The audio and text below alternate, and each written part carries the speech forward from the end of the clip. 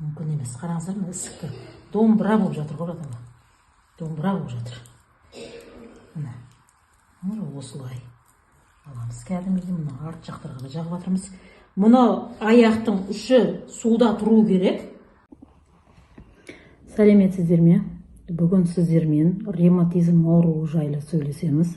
Әрі ревматизм ауруына ең пайдалы деген керемет ем-домды жасаймыз. Әрі массаж жасаймыз, әрі жаңғақ жапырағымен, балмен массаж жасап, әрі ревматизмде білесіздер ғой, ісік болады, ісік болады, солардың ісіктерді кеткізіп, аяқтың саусақтары мұздайды, солардың барлығына қалай ванна қыламыз, қалай ең пайдалы керемет деген емдерді айтып өтемін. Енді ревматизм ауруы қандай ауру негізі? Ревматизм ауруы дегеніміз буындарға және жүрекке және кейде жүйке жүйесіне әсер ететін қабынулы ауру болып есептеледі. Яғни бұл ревматизм ауруы көбінесе жұқпалы ангинадан пайда болады.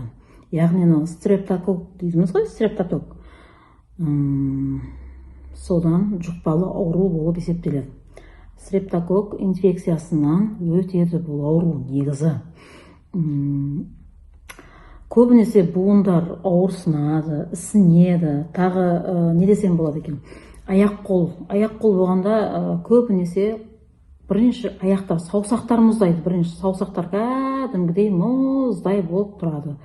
Саусақтар мұздағаннан кейін кәдімгі тізе жақ бар ғой, тізе жақ кәдімгідей ісінеді. Вообще әлсіздік болады. Негізі бар ғой, ревматизм ауруы, артриоз, артрит, полиартрит бар ғой, солармен негізі құсас бір жақтан, құсас негізі. Бірақ ревматизм ауруы көбінесе жүрекпен байланысты болады да, олшы. Жүрекпен байланысты болғаннан кейін, ол көбінесе аяқта ісік болғаннан кейін жүректен келіп жатыр деп ойлаймыз да. Жүрек ауруы болғаннан кейін жүректен келіп жатыр деп ойлаймыз. Ал бізде аяқ ісіп, әрі саусақтар мұздағаннан кейін ол ревматизм болып есептеледі. Көбінесе қауіпті жағы бізге ревматизмнің тек буын ауруы емес, ол жүрек қақпашылығы бар, жүрек қақпашалар. Солардың жүрек қақпашалар ашылып, жауылуы болады, қан тамырлар жақсы жүруі, тромб болып қалуы, соларға да байланысты болады. Ең қауіпті жағы сол. Жүректі соғуы жеткіліксіздігі дегенді естіген шығарсыздар, тура сондай жағдай болады. Бұның жиі себептері, ревматизмнің жиі себептері біріншіден ангина дедік, стрептокок инфекциясынан болады дедік, сосын кәдімгі ангина болғаннан кейін адамда иммунитет әлсіздеуі болады, иммунитет әлсіз дегеннен де осындай жағдай болады. Бұны қазір біз көретіндеріңіздей, именно қазір сол ревматизм ауруымен ауырып жатқан адамды мен массаж жасаймын, әрі аяғына ванна қылып, қалай ем-дом, үй жағдайында қалай ем-дом істеуді мен сіздерге көрсетіп өтемін. Ал менімен бірге болыңыздар, менің YouTube каналыма тіркеліп өтіңіздер. Ауырғандар ем іздегендер ауырып ем іздегенше ауырмай ем іздеңіздер, емделіңіздер. YouTube каналыма тіркеліп өтіңіздер.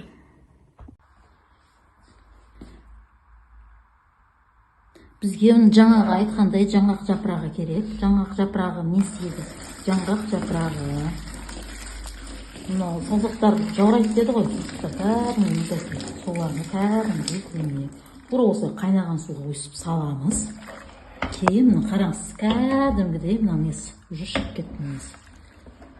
Күшті емі деген бұл. Сосын аяқтың ісінуге, даже артрит, артриоз, полиартрит болады, соларға да өте керемет ем болады. Дәл осы суға, дайын суға аяқты саламыз.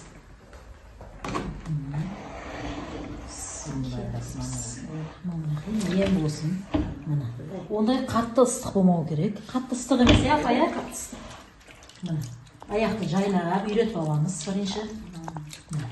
Жайлап үйретіп аламыз. Соны үшін мына жапырақтың үстіне жаймен қойыңызсын, жаймен. Дәл осылай. Мысалға мен қолымды тығып, не қылып жатырмын ғой, бұл апа үшін негізі міне. Мен үшін ыстық емес та, апа үшін ыстық болып тұр. Жайлап енді неғымыз. Енді қараңыз, енді жағымды болады жаймен. Табаныңызды салыңыз, бірінші табаныңыз. Мына жақта салынбасын, бірінші табанды қоямыз.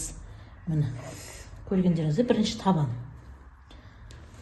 Сосын барып соңында мына саусақтар алу керек суда. Бұл жаңғақ тағы да не қылып шығарсыздар, бұл жаңғақ көбінесе аяқтағы ісіктерді қайтарады. Міне көріп ғой, мына екі тізені қараңыздар. Тура мына екі тізелер кәдімгідей ісіп кеткен. Бұл біз екі тізеге не істейміз? Қазір көресіздер. Өте бір керемет ем болайын деп тұр. Апа, сізде негізі қандай аурулар болады аяқ ауырғанда? Кәдімгі ішінде құрт жеп атқандай болады. Жыбырлайды ма? Жыбырлап сөйтіп не қыла ма? Көрдіңіздер ме? Ревматизмде тура сондай жағдайлар болады. Тура ревматизм болған апаны мен қазір сіздерге тура осындай жағдайда әрі массажын, әрі ем домын көрсетіп отырмын. Біздерге қараңыздар, жаңғақ жапырағы керек болады. Тура осылай еземіз. Бізге құрғағы керек. Мен кейде осылай құрғатып үйге қоямын. Бұл осындай құрғақ жаңғақ неге пайдасы бар? Құрғақ жаңғақтың жапырағының неге пайдасы бар? Шығасыр, көбінесе қазір апа не деді, ненің ішінде дейді, тіземнің ішінде дейді. Тура құрттар бар сияқты жыбырлайды дейді. Тура соларға керемет ем болады. Міне қараңыздар. Тура осылай майдалаймыз. Қараңыздар. Енді әсел. Міне.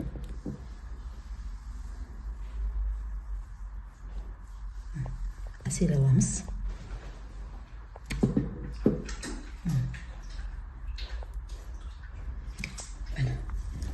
Апа жақта аяғын жуып отыр. Тура осылай міне қолмен сықалаймыз. Қолмен еземіз, кәдімгі реакция жүреді. Бірігу керек. Қандай бір керемет болды. Міне тура осы екі тізеге жетеді осы. Қараңыз. Міне. Ісікті кәдімгідей кеткізеді.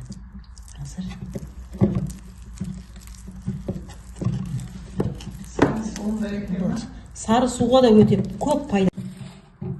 Сосын қараңыздар, бізге ең төмен пайыз, міне, уксус 9%-ге, 9%-кен жарты қасық. Бұл не үшін дейтін шығарсыздар, Бұл бізге аяқты сары су болады ғой, соларды кеткізуге көмектеседі. Бұл қорықпаңыздар, бұл күйдір жүрмейді. Біз өте жоғары проценттік уксус емес бұл. Бұны да қолмен араластырамыз. Бұл қорықпаңыздар, ешқандай да аяқтарыңыз ойылып түсіп қалмайды. Наоборот, нелерге? Ісік барға, аяқтарға. Аяқта сары су болса, апаның өзі айтып отыр ғой, аяқ тіземде сары су бар әрі.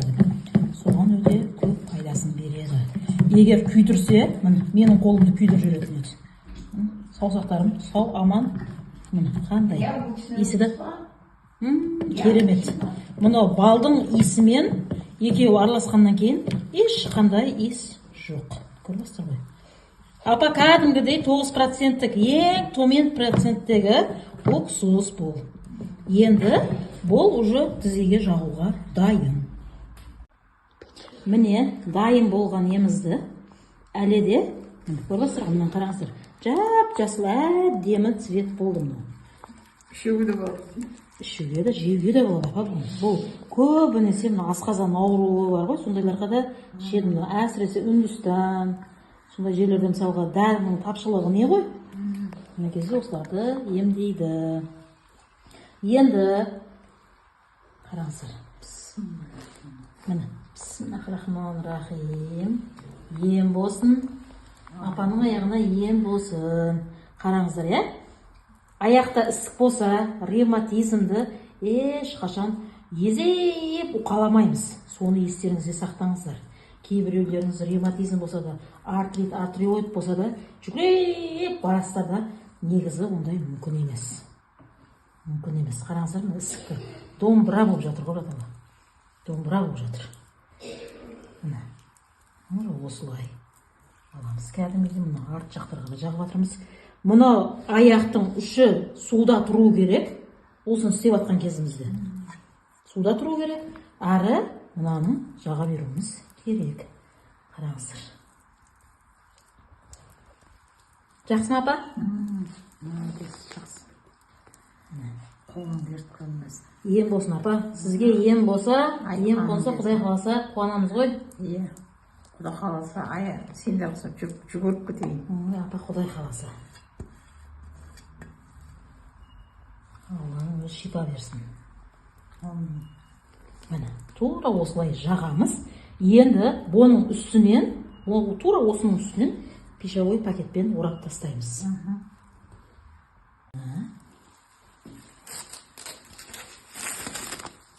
Тура осылай орап тастаймыз. Иләжі болса, бұны апа, кешке бір не қылып аласың, ақыма? Кешке дейін тұрсын, апа. Мен мұнаны жақсылап ораймын, ақыма? Кешке дейін емес, 2-3 күн тұра берсе қайтеді? Болады, 2-3 күн тұра берсе де болады, дейін болады. Егер аяғыңыз қышымшып кететін болса, білесіз қой, ісік кеткен кезде аяқ қышымшиды, нелер қышымшиды, білесіз қой? Жазылайын деп жатқан. Қышымшиды. Сол қышымшыған кезде 2-3 күн деместен сразу кешке алып тастаңыз. Ақыма? Қыши бастағаннан ба? Қыши бастағаннан уже жайлап ала бастаймыз. Енді тізеге киетін өзінің несі бар апаның? Наколение бар. Наколениясын кигізіп қоямыз. Аяқ деген керемет жып-жылы болып тұр ғой, аяғыңыз, иә?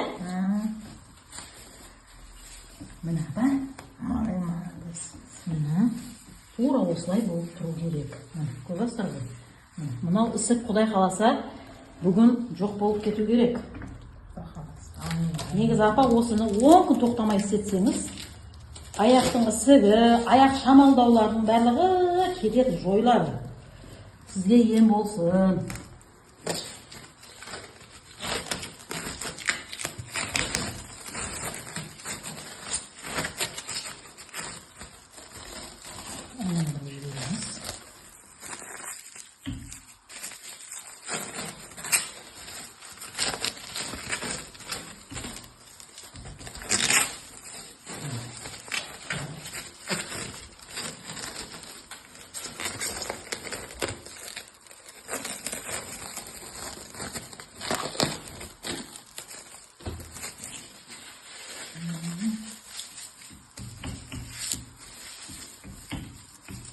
Құдай қаласа, жазып кетіңіз, апа. Столға қойғымыз кетіп. Аяқты да қойып аламыз. Табанның астı қандай қызарды, мысалға, қазір көрсетіп өтемін.